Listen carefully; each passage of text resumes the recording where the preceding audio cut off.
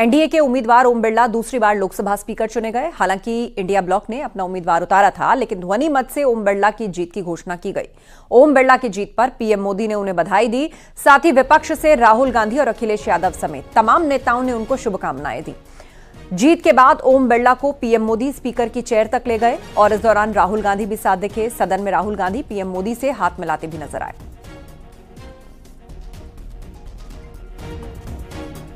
तो ध्वनि मत से स्पीकर बने ओम बिरला और उसके बाद उन्हें चेयर तक ले गए प्रधानमंत्री मोदी। राहुल गांधी भी उनके साथ दिखे। राहुल गांधी आप देख सकते हैं किस तरह आए ओम बिरला के पास। उन्होंने ओम बिरला से हाथ मिलाया और उसके बाद प्रधानमंत्री मोदी से भी उन्होंने हाथ मिलाया और फिर दोनों ही ओम बिरला को स्पीकर की चेयर तक लेकर गए।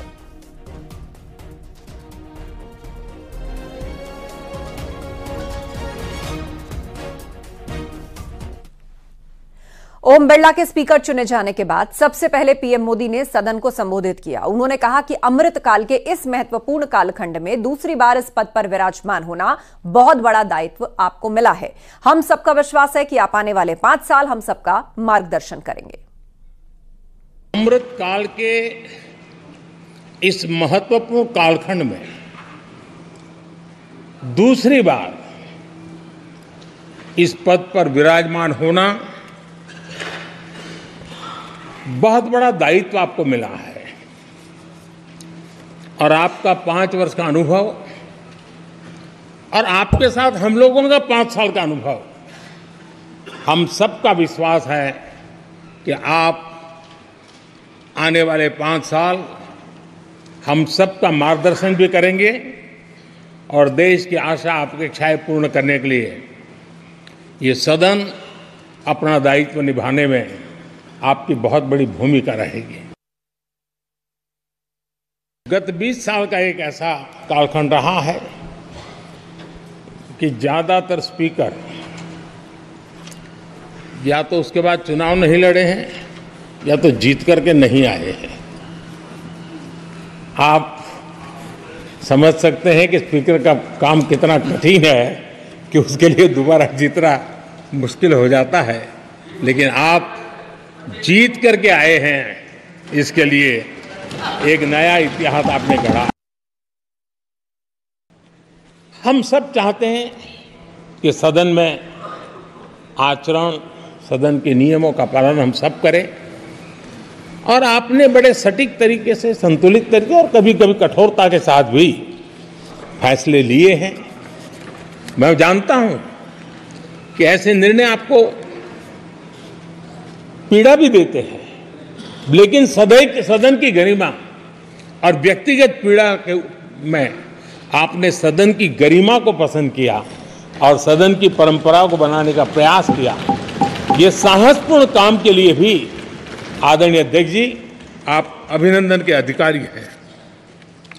मुझे विश्वास है आदरणीय अध्यक्ष जी, आप तो सफल होने ही वाले हैं, लेकिन आपकी अध्यक्षता में यह 18वीं लोकसभा भी बहुत सफलतापूर्वक देश के नागरिकों के सपनों को पूर्ण करेगी।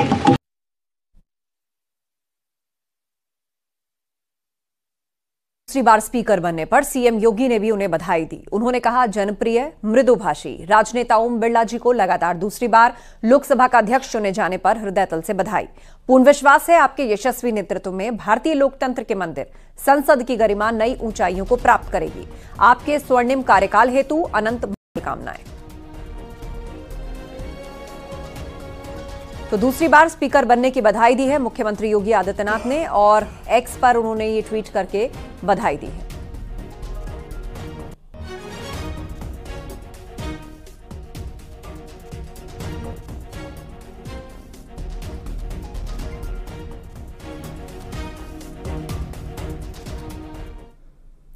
अखिलेश यादव और राहुल गांधी ने भी ओम बिरला को स्पीकर बनने की बधाई दी। उन्होंने कहा, विपक्ष जनता की आवाज है, उम्मीद है कि उन्हें दबाया नहीं जाएगा।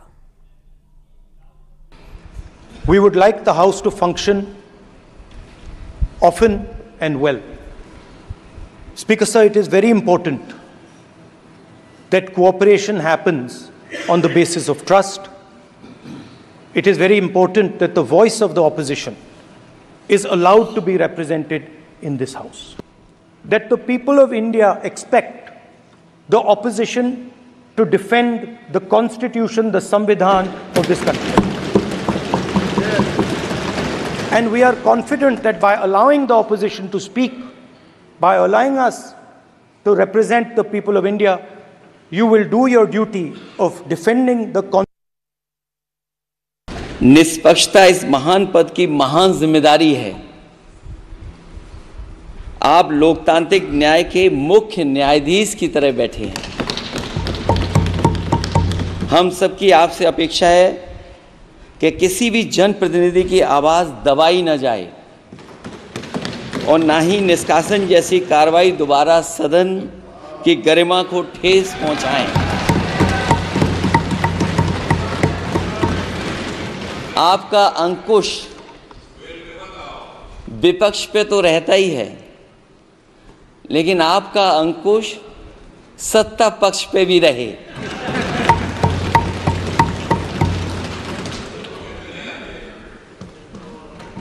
अध्यक्ष महोदय, आपके इशारे पर सदन चले, इसका उल्टा ना हो। हम आपके हर न्याय संगत फैसले के साथ खड़े हैं।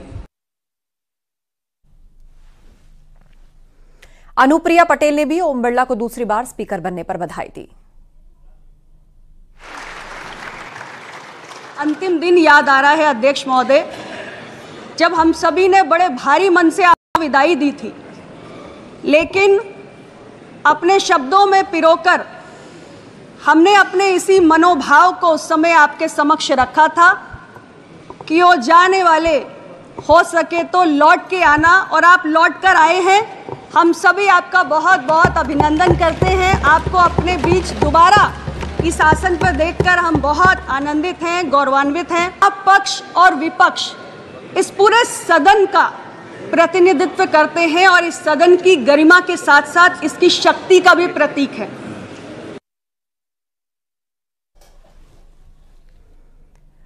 और इस बीच बड़ी खबर आपको बता दें, इमरजेंसी के खिलाफ प्रस्ताव लाया गया है। सीधे अब आपको लिए चलते हैं लोकसभा की कार्यवाही में। और एक बार फिर संवैधानिक शासन की स्थापना हुई, उनकी सराहना करते हैं।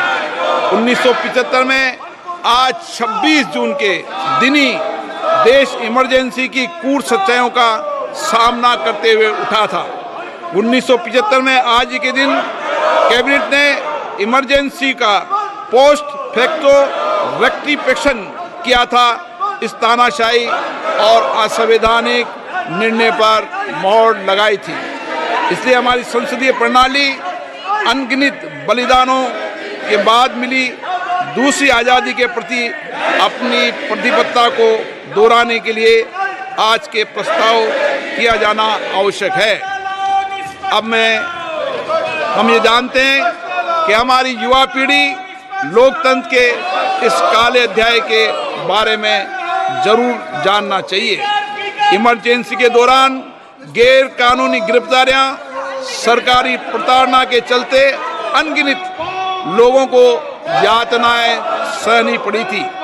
उनके परिवार उनको असीमित कष्ट उठाना पड़ा था। इमरजेंसी ने भारत के कितने नागरिकों का जीवन तबाह कर दिया था, कितने लोगों की मृत्यु हो गई थी। इमरजेंसी के इस काले खंड में कांग्रेस की तानाशाह सरकार के हाथों अपनी जान गंवाने वाले भारत के ऐसे कर्तव्यनिष्ठ और देश में प्रेम करने वाले नागरिकों की स्मृति में हम सब 2 मिनट का मौन रखते हैं।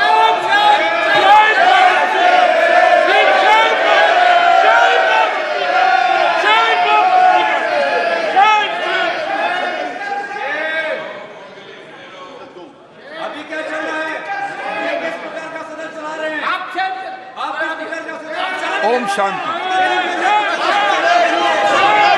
सभा की कार्रवाई दिनांक 27 जून 2024 को राष्ट्रपति के अभिभाषण की समाप्ति के आधे घंटे के पश्चात के लिए स्थगित की जाती है।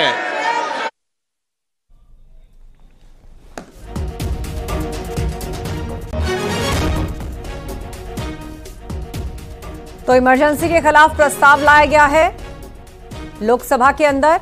इमरजेंसी के लिए सदन में 2 मिनट का मौन जो है वो रखा जा रहा है। इमरजेंसी के लिए सदन में 2 मिनट का मौन रखा गया है। तस्वीरें भी हम आपको दिखा रहे हैं हाउस की।